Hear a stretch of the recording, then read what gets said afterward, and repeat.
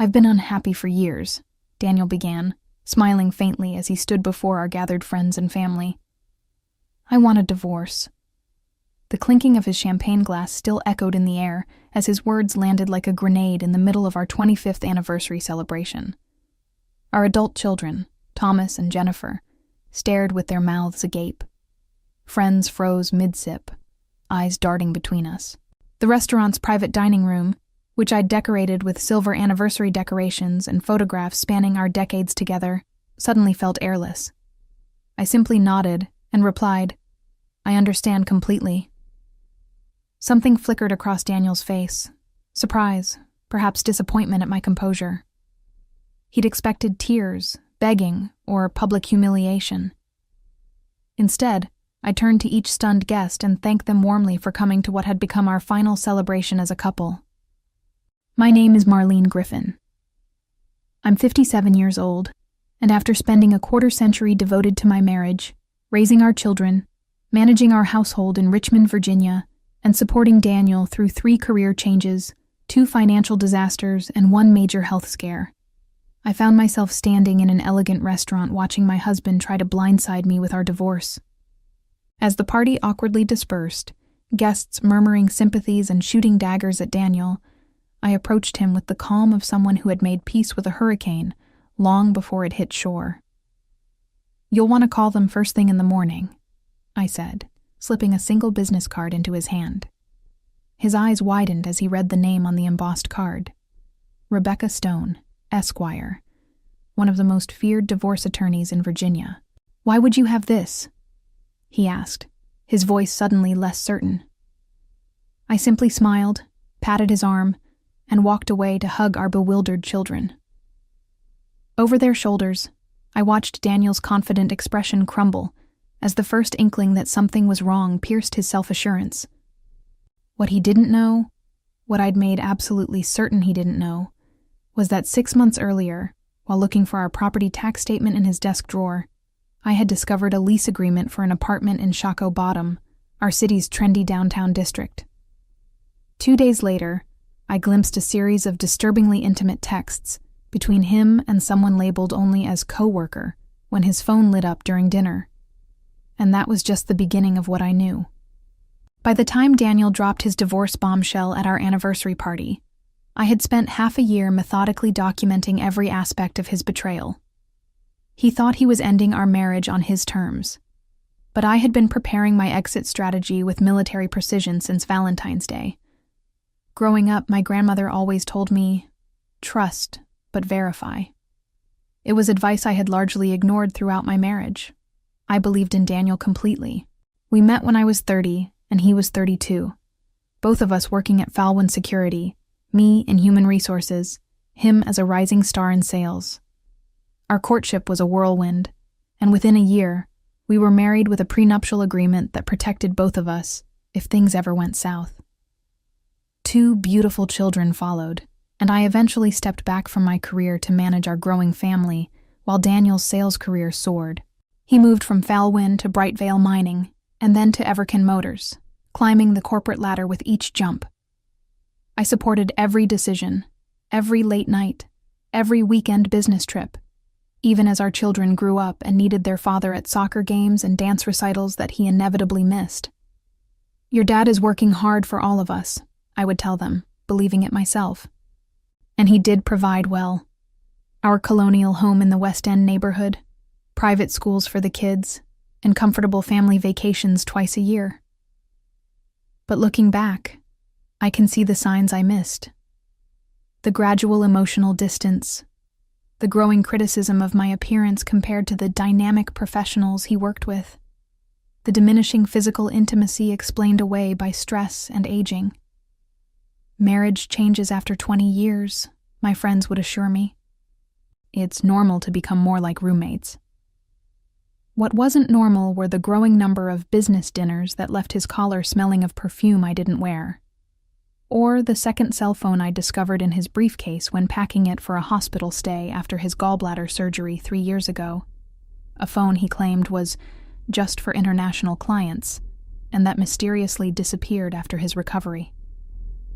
I convinced myself these were misunderstandings. The alternative was too painful to consider. Until Valentine's Day this year. Daniel had forgotten the holiday entirely. Not unusual in recent years, but claimed a last-minute client emergency when I mentioned our dinner reservation. I spent the evening alone, flipping through old photo albums and wondering how we had drifted so far from the couple in those faded pictures. The next morning, I decided to file our tax paperwork early and needed our property records. That's when I found it, tucked between home insurance documents and car titles, a lease agreement for an apartment on East Carey Street, signed 2 months earlier. Daniel's signature, clear as day, on a one-bedroom unit that cost nearly a third of his monthly take-home pay. That discovery would change everything about how I approached our 25th year of marriage. I sat in my car outside the apartment building for 3 hours that day, paralyzed between confronting him immediately and pretending I never saw the lease. The elegant brick building with its rooftop deck and floor-to-ceiling windows mocked everything I thought I knew about our financial situation. "We need to be more careful with spending this year," Daniel had told me just weeks before I found the lease. "The market's unstable."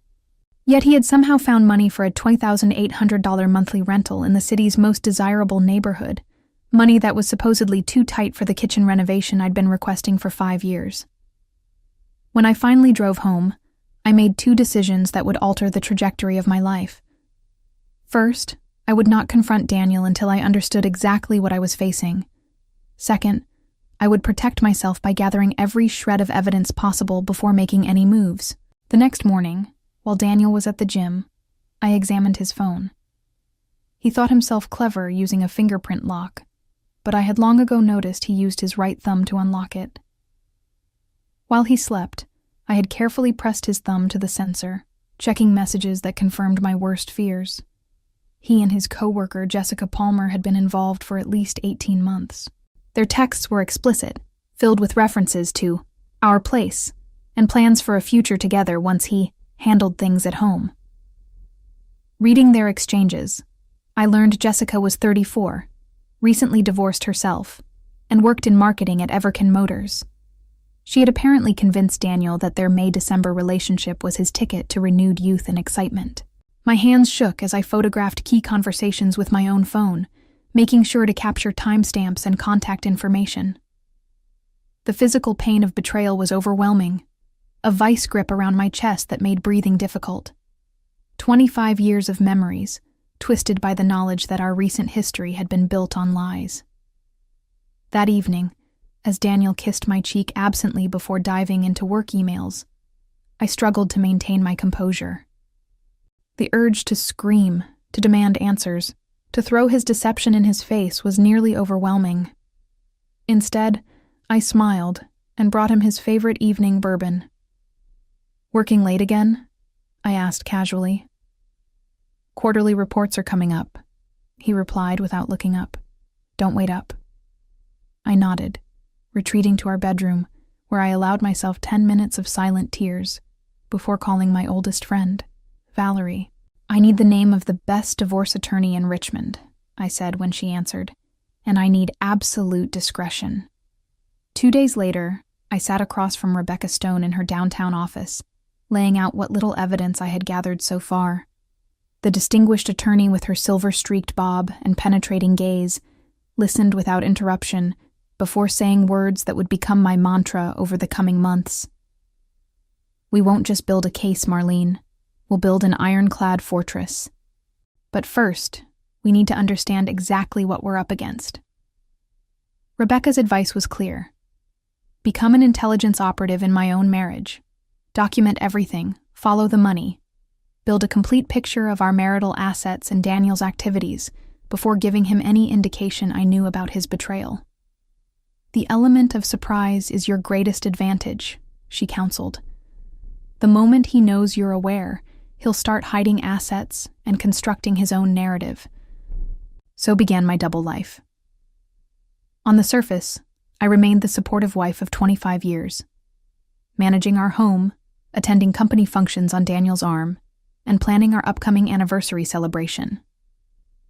Beneath that facade, I transformed into a methodical investigator, documenting every aspect of our financial and personal lives. I started with our finances, Daniel had always handled the investments while I managed the household accounts. Now I needed to understand the full scope of our portfolio.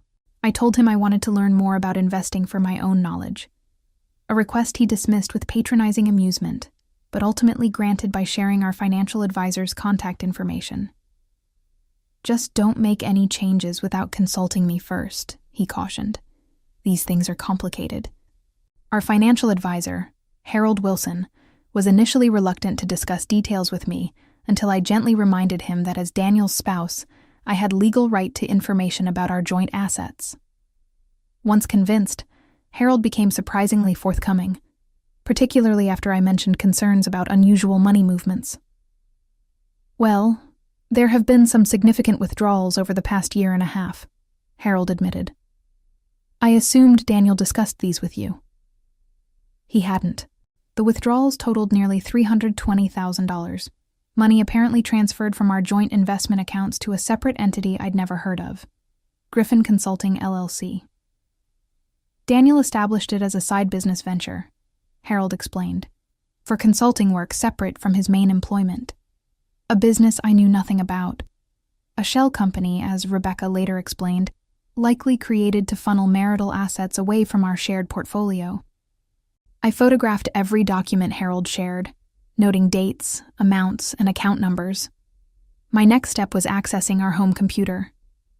Daniel wasn't particularly tech-savvy and used the same passwords for most accounts, variations of our children's birthdays combined with our anniversary date. The irony wasn't lost on me as I used Jenny052Tom719 to access his email account. What I found confirmed my suspicions and revealed new betrayals. Email exchanges with a realtor about purchasing a condominium in Charlotte, North Carolina. An offer letter from Hailstra Audio, a company based in Charlotte, dated 3 months earlier. Flight confirmations for weekend trips he'd claimed were golf outings with clients, and dozens of emails to Jessica discussing their future plans. "Once the anniversary party is behind us, I'll handle the divorce quickly," he wrote in one message. "Marlene will be devastated, but she'll get over it. The timing works perfectly with the Charlotte move."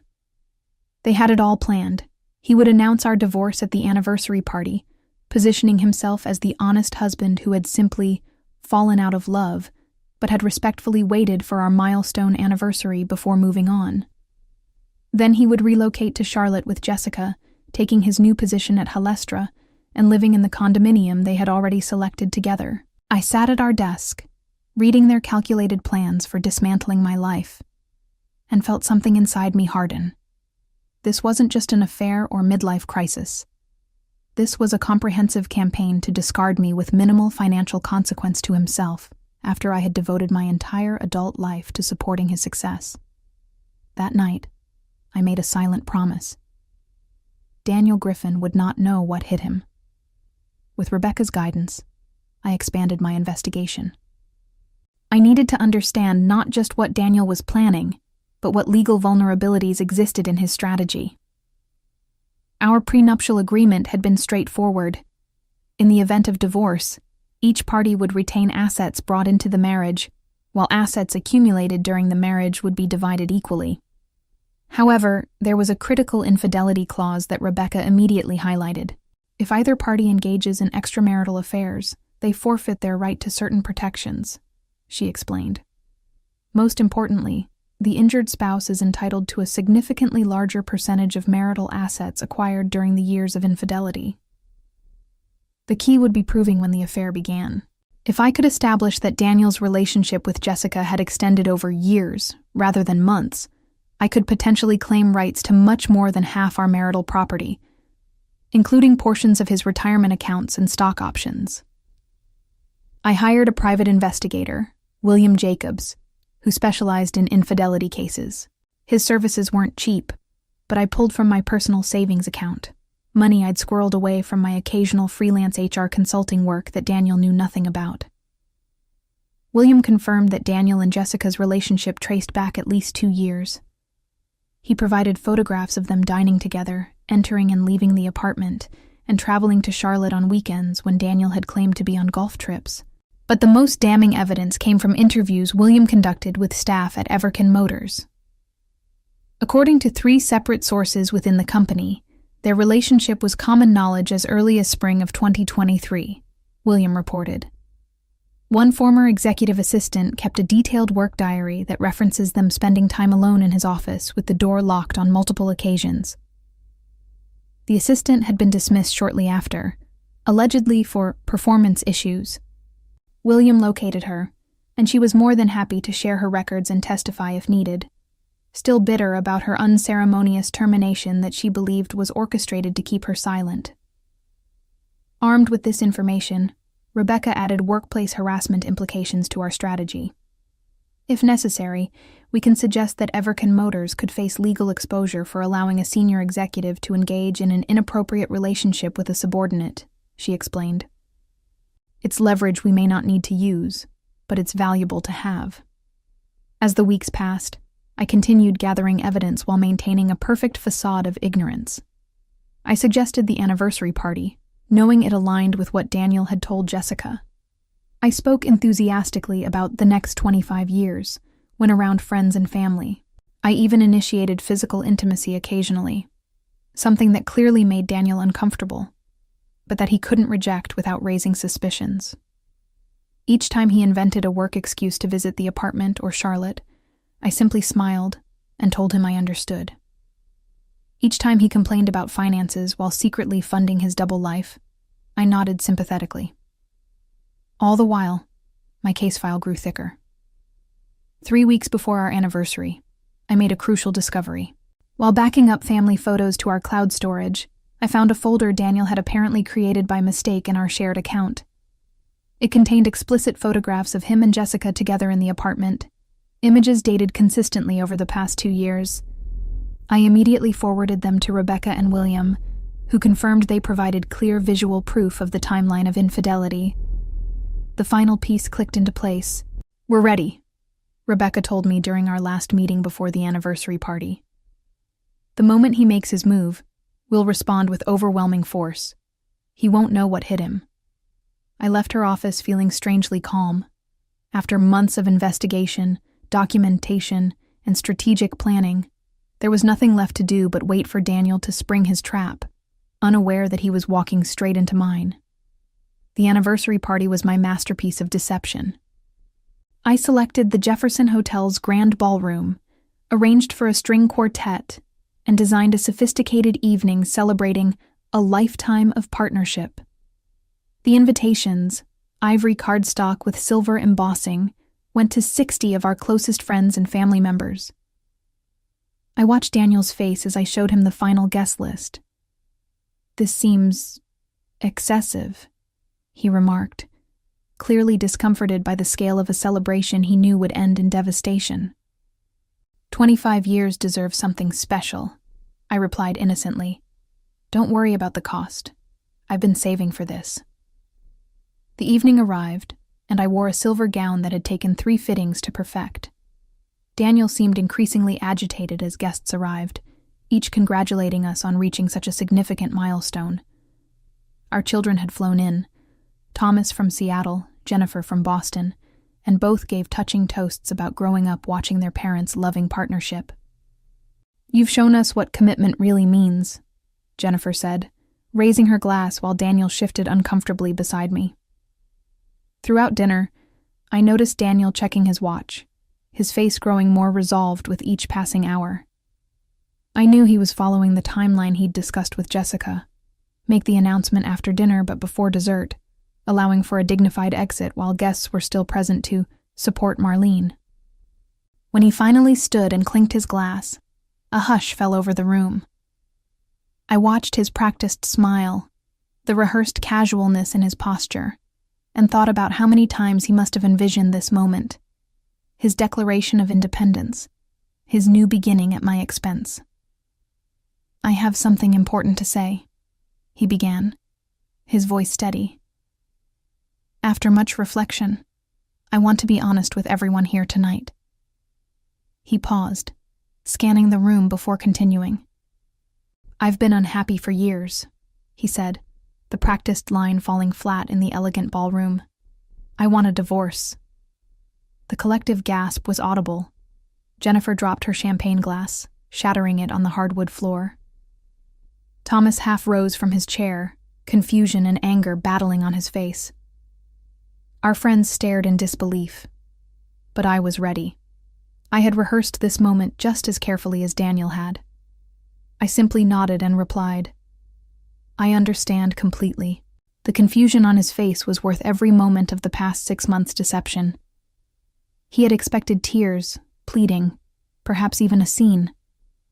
Instead, he got calm acceptance that clearly disrupted his narrative of being the reasonable party bringing an overdue end to an unhappy marriage.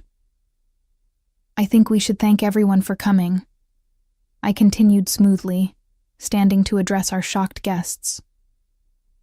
"This has been a wonderful celebration of the past, even as we move toward different futures." One by one, I hugged each departing guest, accepting their whispered condolences and confused support with gracious smiles. Daniel stood awkwardly by the gift table, looking increasingly uncertain as his dramatic moment fizzled into uncomfortable social navigation. When the last guest had gone, save for our children who waited tearfully by the door, I approached Daniel with practiced composure. "You'll want to call them first thing in the morning," I said, slipping Rebecca's business card into his hand. He stared at the card, recognition dawning slowly. "Rebecca Stone? The divorce attorney?" "Yes," I confirmed. "She's quite selective about her clients, but she made an exception for me. 6 months ago." The blood drained from his face as comprehension set in. 6 months? "Don't worry about coming home tonight," I continued pleasantly. "I had the locks changed this afternoon. Your essentials are packed in a suitcase at the coat check. I believe you have somewhere else to stay, don't you?" As he stood frozen in shock, I turned to our children, linking my arms through theirs. "Let's go have that cake at home. I think we've had enough celebration for one evening." Daniel's lawyer called at 7:13 a.m. the following morning. I was already awake, having slept better than I had in months. "This is Philip Dawson representing Daniel Griffin," the voice announced stiffly. "I understand there's a situation we need to discuss." "Please direct all communication to Rebecca Stone," I replied, following the script Rebecca and I had prepared. "She's expecting your call." By 9 a.m., Rebecca called to report that Daniel was attempting damage control by offering a quick, generous settlement, a clear indication he hadn't yet grasped the extent of my preparation. "He's offering a 60-40 split of current visible assets in your favor, plus the house," she said.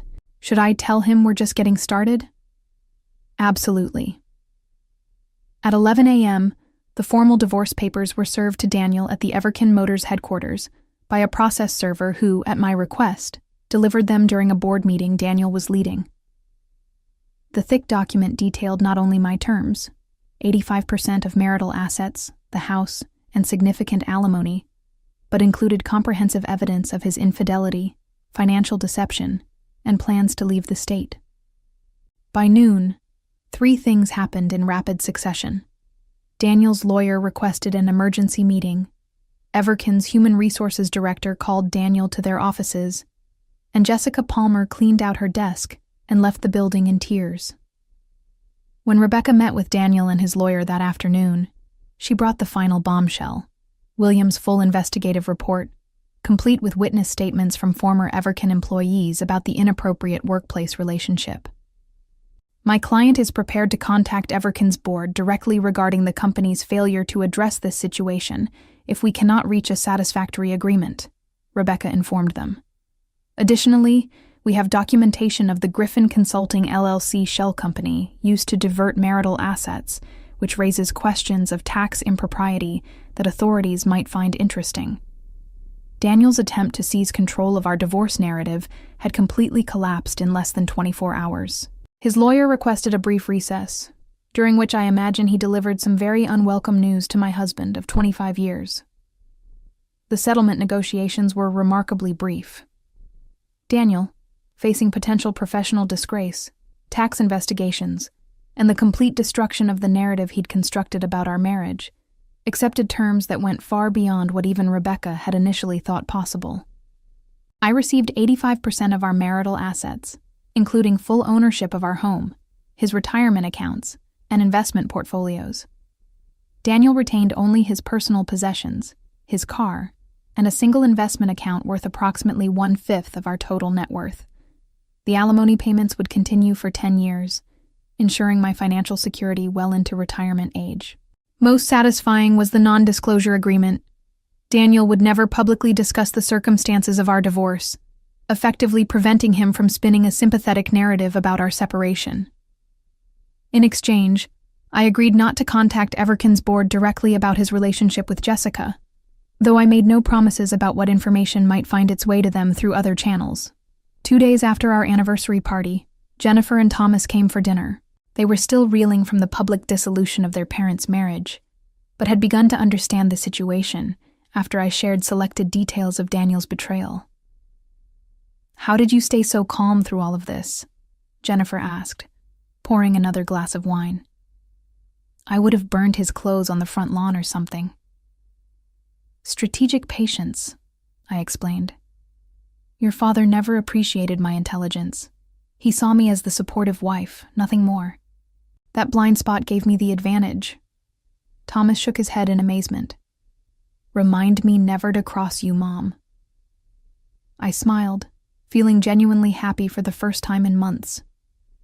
I didn't want revenge initially. I just wanted fairness. But when I saw how comprehensively he had planned to discard me, I decided he needed to understand exactly whom he was dealing with. 1 month after the anniversary party, Daniel relocated to Charlotte as planned, alone, significantly poorer, and professionally diminished. Jessica, it turned out, had lost interest once his financial prospects dramatically changed. The condominium they had selected together was now beyond his means, and Halestra Audio had rescinded their offer upon learning of the circumstances of his departure from Everkin.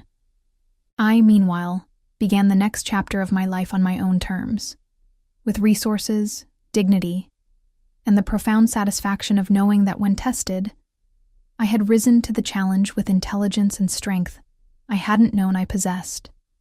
As I settled into my reclaimed life, I reflected on the irony that in trying to discard me, Daniel had inadvertently freed me to become more fully myself than I had been in 25 years of marriage.